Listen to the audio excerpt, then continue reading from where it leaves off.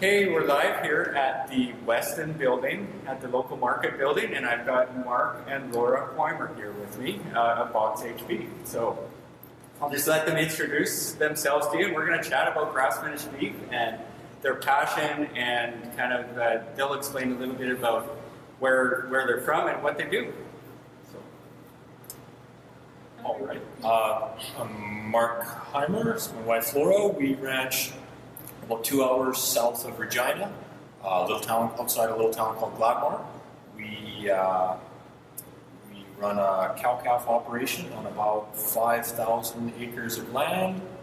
About half of that is native prairie that's never been broke, and half is cultivated land that's been reseeded back down to grasses. it's a family operation, right? Or, Yes. We bought a little bit of land right next to where I grew up, right just down the road from where my parents started. So it's Mark's parents are there helping out, and then our two kids who are teenagers, they're also involved in our farm too. So. Awesome. Yeah. So you guys are doing like your main enterprise would be the beef, and you do a few other things on the farm as well. For sure, we do.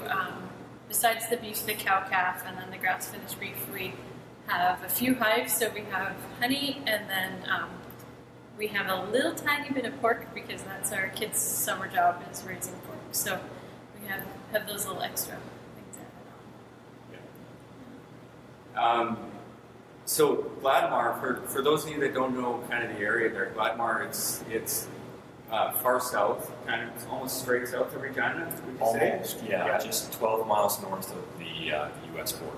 Yeah, and that would be in the, is it called Missouri Plateau? Yeah. Yes, it is. Yeah, so it's really rolling hills and pothole sloughs kind of landscape. And lots of birds and not many trees. It's beautiful country. I've been out to the farm there, and so much native grass around, right? Like some of that grassland would never have been broken. Is that Absolutely, yeah. Almost all of our native is pretty much untouched. It's never seen a plow, and it's just had cows grazing on it, and before that, buffalo. It's pretty much the way it's always been. We try to use it as kind of a gauge to help us see what we need to do to improve our other pastures. Try and mimic the system that's already there. It's doing so well. Yeah, that's awesome. And so then because of the native grasses, it's really well suited for grass finish, right? Is that kind of and like what kind of things are you doing to help you achieve like 100% grass finish? Probably the biggest thing is just the management of the grazing. It's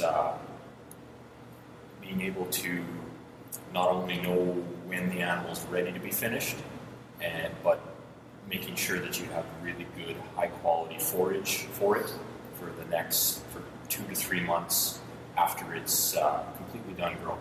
So after an animal is about 2 years old, then it's done growing, so then it's ready to be fattened. And that's when we will find the highest quality forage we can and put a really good fat cover on it and try to produce some really, really high quality grass finished beef.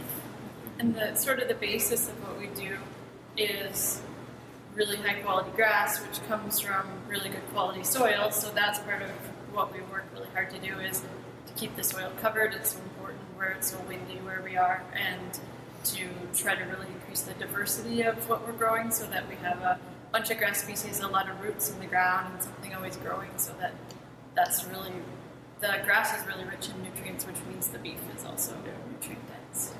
Yeah, absolutely. You guys are really passionate about environmental stewardship and managing your land. In fact, I think that's how we kind of got to know each other years ago, was through going through a course together about holistic management of grasslands. And so recently, you guys won an award, or you got nominated for an award. Can you explain that a little bit? Yeah, we go ahead. in 2017 we received the TESA, the Environmental Stewardship Award for Saskatchewan. So it's for a beef producer in Saskatchewan who's doing things that are good for the environment, basically. So it was a really good experience because we got to go to the national awards, which we didn't win, but we met all the other provincial winners, which was a really good group of people, and really it was a good experience. So yeah, it was quite an honor. Yeah, that's awesome. Yeah, well, is there? Can you tell a little bit about, like, in my experience, when I think back to where we are, and where we've come, it was a journey, right? And it's like it's not one thing, but it's been a bunch of things. But can you explain a little bit about, like, your journey of how you ended up with grass finished beef, or was there something that kind of pushed you towards wanting, or that made you want to care more for your land, or can you explain a little bit about your journey? Yeah, I guess to start with, we used to be a mixed farm, so we did a little bit of grain farming and ran some cattle as well. And we kind of decided, at the same time we took that course together, we kind of decided that the grain farming wasn't for us. Some of our land was very marginal and wasn't really well suited for grain production. So we started to convert everything to grass, and once we started to focus more on the beef and on the grazing side, we started to look into better management of the grass, which kind of led us into better management of the soil, which is so tied together. And when we started to learn about the things that fit best together, the type of animal that works best in a real low maintenance system for our area, so a smaller animal, very quiet, and really easy fleshing. All those things just dovetailed perfectly into finishing beef. It's all the things that we want in a mature cow are all the same things that you want in the genetics of a grass-finished animal. Because we move cattle so often in the summer, daily moves or every other day, we're already managing the grass in a way where we can utilize it and get really good gains and manage things that way. And we decided to try it, and so far it's been great. We've really enjoyed it. Yeah, cool. The more that we learn about the health of the soil and how important it is, the more it's led us to learn about how that's linked to all the foods we eat, and how important it is to have healthy foods and foods that are grown in healthy soil. So it's kind of been a learning curve. Yeah. But it's been good. Yeah, it's really it's been similar to our journey too, in that, like, we discovered you learn about balancing your soil and what a really healthy soil looks like, and when animals are feeding, or when we did our garden, it was, if our soil's healthy, your vegetables are healthy, your vegetables are nutritious, and then you're eating that, and it's just a cycle, right? It is, and the added bonus is that the more nutrient-dense foods also tend to taste a lot better, which is it's great. Yeah, for sure. Yeah. I'm running out of questions. Do you guys have anything else you're thinking of, or?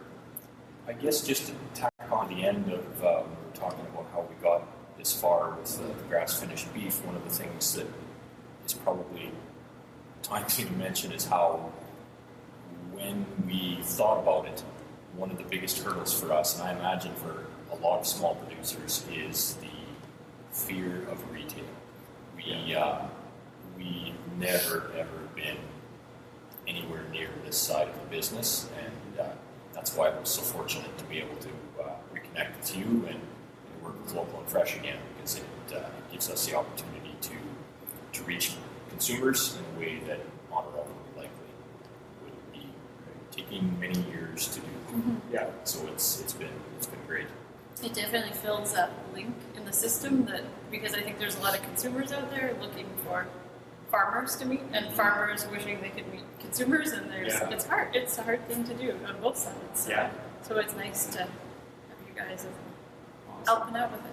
Yes. Well, thanks for sharing that. And I mean that's what drives us to keep doing what we're doing is like as a producer ourselves, when we were just producing, we were in the same position. You know, we felt like we knew how to produce a great product, but the time that it took for us to get that product to the market led me to be away from my farm like 60-70% of the day of the week, and so then it just became apparent that there needs to be someone or something making that link between producers and consumers, and telling stories like this so that all of our customers and consumers can understand where their food came from and meet the people behind the food. And that's why we love doing things like this, is introducing you and letting you feel our producers' passion, and understand that like Mark and Laura absolutely love what they do, and they're pouring their heart and soul into what they do. Yeah. All right, so I think that's the end of our interview here. If you have any questions at all, please post below. We'll let this go after it's done live, and we will continue to answer questions. If you have questions for Mark and Laura specifically, we'll get their answers and we'll reply to in the comments as well.